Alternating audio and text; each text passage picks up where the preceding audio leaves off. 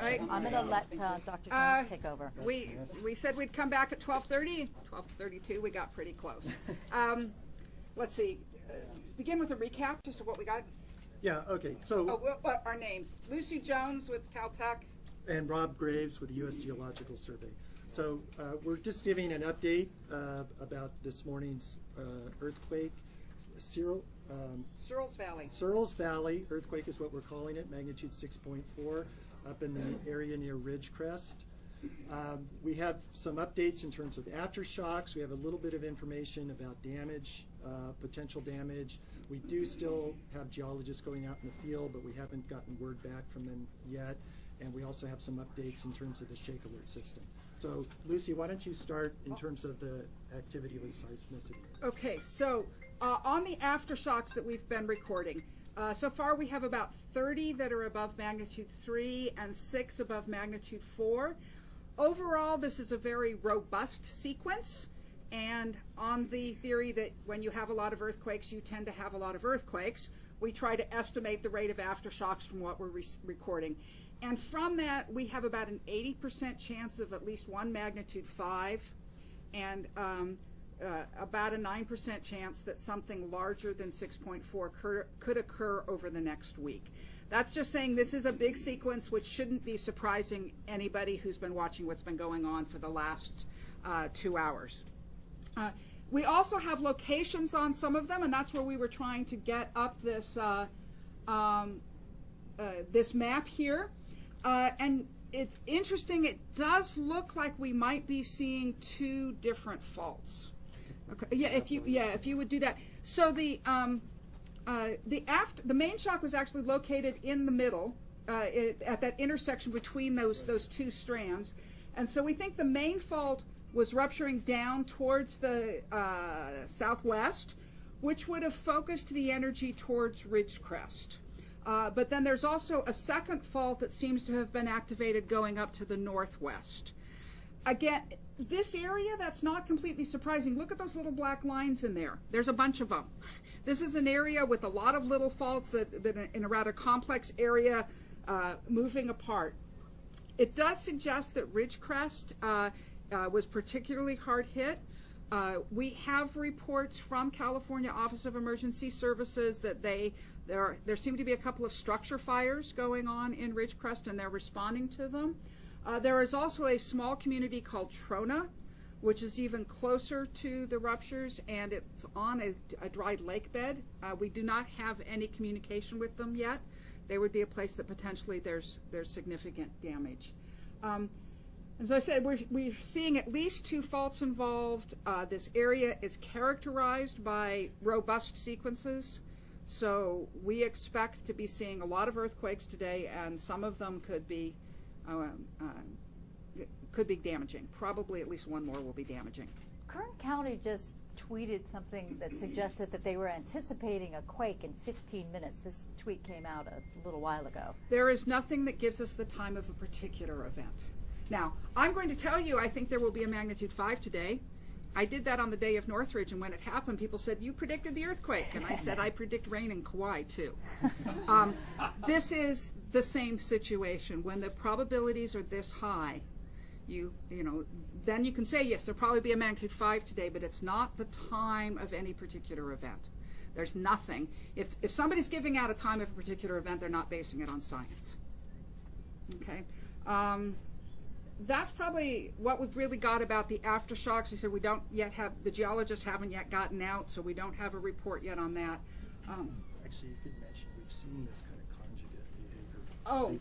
Oh, that's true. Well, and besides, did you just notice 2 aftershocks showed up? I just saw the 2 extra red dots that showed up here. This type of, conjugate behavior is relatively common.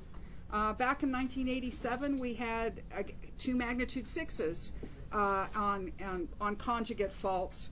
The Landers earthquake with Big Bear.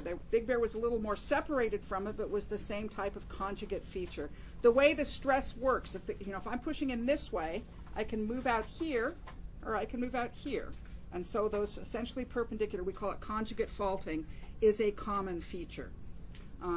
and we will just have to see. We're only 2 hours into this sequence. We'll have to see how it develops. What about the Shake Alert app? Have you gotten any closer to understanding? Yeah, so I can give an update about that. And there's maybe a little bit of misunderstanding or miscommunication. The system actually worked as designed. So an alert was sent out by the U.S. Geological Survey. The app with the City of LA is set up with various thresholds. The first threshold is a magnitude 5 earthquake or greater in LA County. It will send out an alert. This earthquake was outside of LA County, so it didn't satisfy that condition. The other condition is intensity greater than 4. The intensities in LA were 3 and lower. So the app performed as designed. It's just that the intensity levels were below that threshold that it had been set by the app. So the system actually worked as designed. It's something that we need to look into, though, as to whether maybe that threshold should be lowered or adjusted for future. And just to reiterate, though, there was the level of shaking within the City of LA was not damaging. So in that sense, the app was worked as designed. If it had worked as, with the levels set correctly, or well, they were not set correctly, but lower. levels set Lower. differently. Yes. What would we have seen on the app? What Yeah. would people have seen? So if, for example, if it had been 3, Intensity 3. intensity 3, or then people would have got notification to expect shaking. I don't know the exact wording on the app, but there would have been a significant About 45 seconds. number, 45 seconds before the shaking actually arrived. So the alert would have worked beautifully in that sense. But again, the shaking levels would not have been damaging. Certainly it would have been great, to kind of know ahead of time. Does it have a sound, or is it just like a text? What is it? I'm actually not sure. The threshold is set high enough. It's never gone off on my computer, Yeah. on my phone, so I'm not completely sure. I think they may be using something. Well, they were going to be using a chiming alert that's used in Japan, but there was some. I'm not sure which one they ended up using. Yeah. And So I'm guessing the issue to not lower the levels is simply because you don't want to start getting so many alerts that people don't pay attention when they get them. right, and this is something that's actually been Could you studied. explain that, so Yeah. for people who didn't hear that question? Okay, so just to repeat, the question was, the reason why potentially that the alert level isn't set lower is so that you don't have a large number of alerts with minimal shaking. And that is correct, and this is a subjective judgment. And so in designing the app, you have to make a decision on that. There's actually been a fair amount of research looking into this in other places like Japan and Mexico, and there's some sense that people don't mind getting an alert even if the shaking is not that severe, and which would have been the case here if it had been set to intensity 3. So this is something that maybe we need to, again, maybe needs to be looked at, tweaked on the system. Yes. No, sorry. Just to clarify, because there had been some talk about 2 earthquakes today, so if you could just run through Okay. that. There have been hundreds of earthquakes today. Yeah. For a while, the website showed 2 magnitude 6.4s. So the way the system works is there's a lot of us recording earthquakes around the world, especially, and we have a system that if somebody else puts up an alert, and there's always the chance that the Great Pasadena earthquake means that we aren't giving out anything, so you want to have somebody else be able to say it if we're not here. And so there's a system to try and negotiate that. There was a warning, we think it was from the Tsunami Warning Center actually, and the timing, usually the system can recognize they're the same earthquake. If one of the systems gets the time a little off, then they look like different earthquakes, and the automatic system allows it to go in. So for a short time, there were 2 alerts, one from us, one from from the Tsunami Warning Center, and when we recognized that it was there, we went in and cleaned it up. Yeah. That was not getting rid of an earthquake. By the way, I've heard the conspiracy theorists about that. It's just that we cleaned it up. Right, and just to clarify, additionally, we had been just talking about 2 faults and so forth. That's still the case. That's not this two Right. earthquake issue. Does the second fault have a name? We got Little Lake and We're not until we get a geologist on the ground. Yeah. Occasionally there are reports about faults that we do not know about. We know a lot of faults in this area. I mean, just if you look again at the picture, somehow which just disappeared on us. If we could maybe just reload the page, I would guess. But look up in that area. There's lots of little marks on it's one of the areas with a dense distribution of mapped faults. So before I'm going to talk about an unknown fault, I need a geologist to say, how does this line up with the ones we know about? Is it relevant that there are Not to us. People, I think it's a psychological issue. If it's an unknown fault, my God, then we didn't know, and makes it scarier. The reality is we have a lot of little faults that never get names because they're too small until you get an earthquake. Yeah, we've lost our earthquake. Was this one particularly strong for that area? This earthquake is the largest in the Little Lake area in the last century. But in general, the Owens Valley, the sort of geologic structures up there, have had a lot of earthquakes like this. There was actually a 7.5 in 1872 that ran through, it was usually called the Independence earthquake, or sometimes just the Owens Valley earthquake. Mammoth historically has had dozens of magnitude 6s. So as a geologist, I'll say that area, largest earthquake in 100 years. Does that make it unusual? No. From geology, we really need to know, we need to look at millennia to say what's standard. Once geologists are there, how long does it take them to gather information? Well, hold on. We're waiting for the picture to show up. I mean, they'll take a picture and send it to us and go, look, there's the fault offset. Yeah. There's one level at which it's simple. The geologists, presuming there are fault offsets, will probably be mapping it in detail over the next month. Are they in trucks or helicopters or who's Hey, we don't have we don't have enough money to send helicopters. They're in trucks. The National Guard does. I really don't know how you guys do this. Yeah, no, not the geologists. Look at our budget sometime. Yeah, yeah. So But they're en route. They are en route, and as soon as we have information, regarding fault offsets or anything like that, we'll provide it. Hopefully within the next briefing or so. And since we don't have any pictures yet, can you again sort of illustrate what that's going to look like? What a seismologist would want to take a photo of? Yeah, well, yeah. So we're speculating a little bit here in that we don't You think? we don't know yet if this fault actually ruptured to the ground surface, and it's magnitude 6.4s in California sometimes break all the way to the ground surface and sometimes don't. So until we actually have some definitive information, if it did break up to the ground surface, what we should see is where two sides of the rock or two sides of the ground that were close together have slid horizontally relative to each other. And there may be some vertical displacements as well, but given the information that we have recorded, the seismographs, it looks like the offset on the fault, if it has broken to the surface, will be that horizontal strike slip motion.